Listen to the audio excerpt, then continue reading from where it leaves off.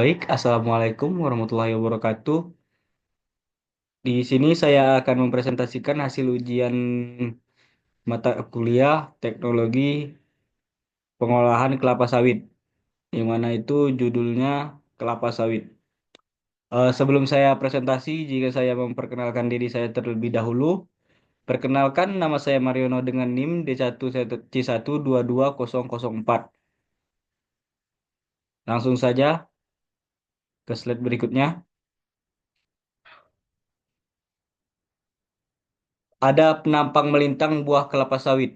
Di sini terdapat bagian-bagian yang pertama itu abscission layer, yang kedua Ecots layer atau veil, yang ketiga itu ada mesocarp layer atau pitch, dan yang keempat ada cell, yang kelima ada testa, dan yang terakhir ada endosperm dan kernel atau karnel.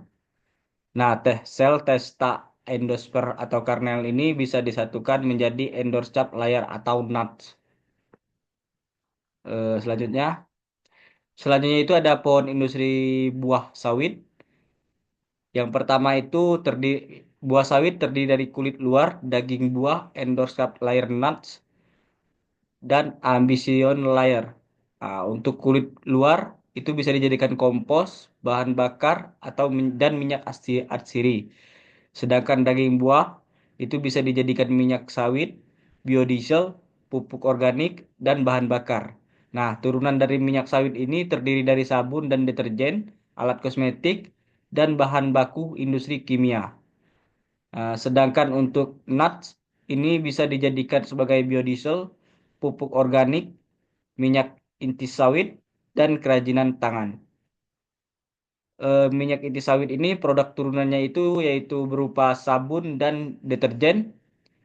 Yang kedua itu bahan baku kosmetik, dan yang ketiga bahan baku industri kimia. Sedangkan untuk bagian kerajinan tangan ini ini ini hasil dari pengolahan cangkang dari karnel tersebut. Di sini produk turunnya itu berupa hiasan dan dari sel dan dekorasi. Untuk yang terakhir itu ada Ambitions layer, di mana ini bisa dijadikan sebagai pupuk, bahan bakar, dan minyak sawit. Selanjutnya, selanjutnya itu parameter minyak kelapa sawit. Di sini agar menghasilkan minyak sawit yang baik, parameter yang diuji itu ada kadar asam lemak bebas atau FFA, dan yang kedua itu kadar air, ketiga kadar kotoran, keempat bilangan iod, dan kelima bilangan proksida. Selanjutnya itu ada yang keenam terakhir titik cair. Selanjutnya itu untuk menghasilkan CPO yang baik, hal apa saja yang harus diperhatikan pada proses panen dan pasca panennya. Di sini yang pertama itu di bagian proses pasca panen. Yang pertama itu yang diperhatikan itu kematangan buah, apakah buah tersebut sudah layak untuk diolah atau belum. Dan yang itu waktu panen, apakah waktu panen yang akan dilakukan itu sudah sesuai dengan pusingan atau putaran yang sebelumnya. Dan yang selanjutnya itu ada teknik panen, dan yang terakhir itu transportasi. Adapun yang kedua pasca panennya, di bagian pasca panen ini yang perlu diperhatikan itu adalah waktu pengolahan, kebersihan alat, sterilisasi, pengendalian suhu, pemisahan, dan pengeringan.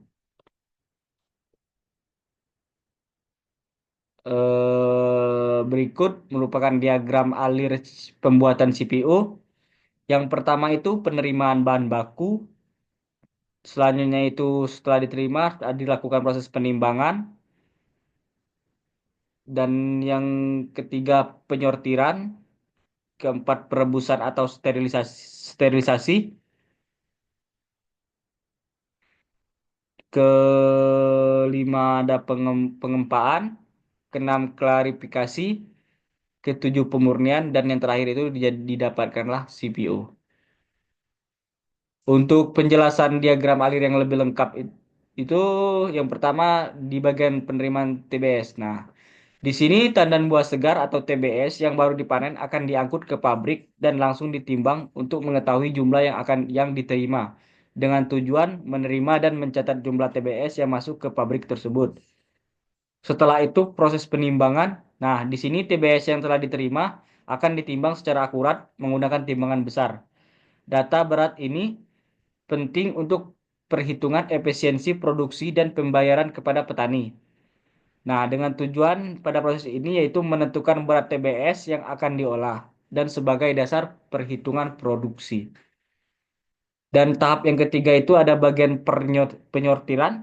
Nah, di sini TBS yang akan disortir berdasarkan tingkat kematangan, ukuran, dan kondisi fisiknya. TBS yang rusak atau terlalu matang akan dipisahkan karena dapat menurunkan kualitas CPU. Nah, di sini tujuan dari penyortiran yang paling akurat itu yaitu memisahkan TBS yang berkualitas baik dari yang rusak atau yang tidak layak untuk diolah. Yang selanjutnya itu proses keempat yaitu perebusan. Nah, TBS dimasukkan ke dalam sterilizer dan direbus dengan uap panas. Nah, proses ini bertujuan untuk membunuh bakteri dan jamur yang dapat merusak minyak, serta melunakkan daging buah sehingga memudahkan proses ekstraksi minyak. Dan yang kelima itu ada perontokan. Buah yang telah direbus tadi itu dipisahkan dari tandan menggunakan mesin perontok. Nah, dengan tujuan untuk memisahkan brondolan dengan tongkos atau tandannya. Dan yang keenam itu ada pengempaan. Nah, buah yang telah dirontokkan dilumatkan atau digesting untuk memecahkan sel-sel minyak. Kemudian buah yang telah dilumatkan diperas atau pressing menggunakan mesin pengempah. Nah, di sini tujuannya itu untuk mengekstrak minyak mentah CPU. Untuk yang ketujuh itu adalah ada klarifikasi dan pemurnian. Nah, di sini minyak mentah yang dihasilkan masih mengandung kotoran, air, dan serat. Nah, proses klarifikasi ini bertujuan untuk memisahkan kotoran-kotoran tersebut melalui pengendapan dan penyaringan. Proses pemurnian lebih lanjut dapat dilakukan untuk menghilangkan sisa-sisa kotoran dan memperbaiki kualitas CPU yang akan dihasilkan. Dan yang ke-8 itu mohon maaf ada typo sedikit di bagian nomor 8 ini yaitu penyimpanan CPU. Nah, CPU yang telah dihasilkan atau yang telah dimurnikan disimpan dalam tangki-tangki penyimpanan. Nah, sebelum didistribusikan. Eh, yang selanjutnya itu ada perbedaan CPU dan VKO. Nah, CPU ini atau crude palm oil adalah minyak yang diperoleh dari ekstrak daging buah kelapa sawit.